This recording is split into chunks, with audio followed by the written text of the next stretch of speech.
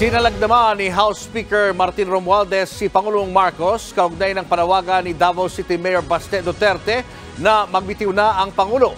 Paliwanag naman ni VP Sara Duterte, brotherly love lang o pagmamahal ng isang kapatid ang pinaghuhugutan ni Baste. Nasa frontline ng balitang yan si Marian Enriquez.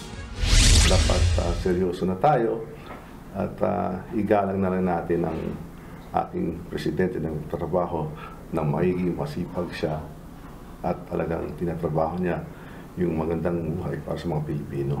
Yan ang pagtatanggol ni House Speaker Martin Romualdez kay Pangulong Bongbong Marcos matapos manawagan si Davao City Mayor Baste Duterte na bumaba na sa pwesto si PBBM. Sa isang leaders forum kahapon sa Davao City, sinabi ni Mayor Baste na wala raw silbi at ginagawa ang Pangulo sa mga nangyayari sa bansa at maging sa iringan sa pagitan ni na VP Sara Duterte at Speaker Martin Romualdez. Gayon din ang umano'y gusot sa Senado at Kamara. Mr. President, kung wala kay gugma o wala kay aspirations sa imuhang nasod, resign.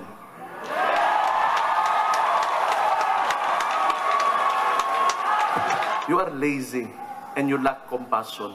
Sagot naman ni Speaker Romualdez. At sa papilyang Duterte, siguro konting galang naman sa ating mahalang presidente at saka pamilya niya. Masyadong maaga naman ninyo yung gusto ipagbaksak isang rehimen ng President Ferdinand R. Marcos Jr. Very popular siya. And he was elected with a bigger mandate than the former president. Kaya igalang naman natin yan. Para naman kay Deputy Speaker at Quezon Representative David J.J. Suarez, walang basehan ang mga pahayag ni Mayor Baste laban kay PBBM. We have seen how he has managed the economy coming from the pandemic. So yung mga nabanggit sa Davao calling for his resignation, I think is totally disrespectful of the man, given the position that he holds. It's baseless and uncalled for. And it's unfortunate that it had to be mentioned that way. Maging si Senior Deputy Speaker Dong Gonzales, hindi pinalampas ang mga sinabi ni Mayor Baste. We have to respect the office of the President. Diba? Tsaka, nagtataka po kami bakit pinaparesign si President PBM. Wala po tayong basihan. Palagay ko, pag yung panawagan, alam nyo na yung kasunod.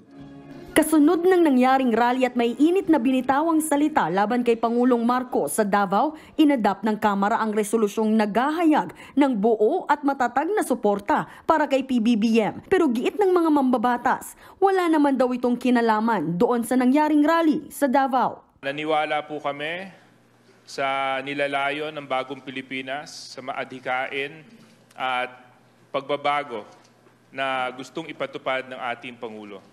So wala po itong kinalaman sa mga nangyari sa rally sa Davao. Bago naman dumalo si VP Sara Duterte sa prayer rally kontra Chacha sa Davao City, dumalo muna siya sa bagong Pilipinas kick-off sa Quirino Grandstand.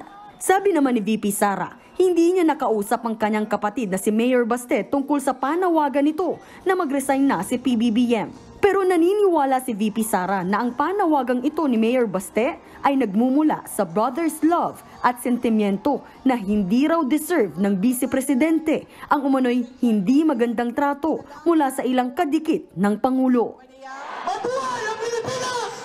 Nagbabalita mula sa Frontline, Marian Enriquez, News 5. Mga kapatid, Julius Babaw po. Iba na ang may alam at may pakialam sa panahon ngayon.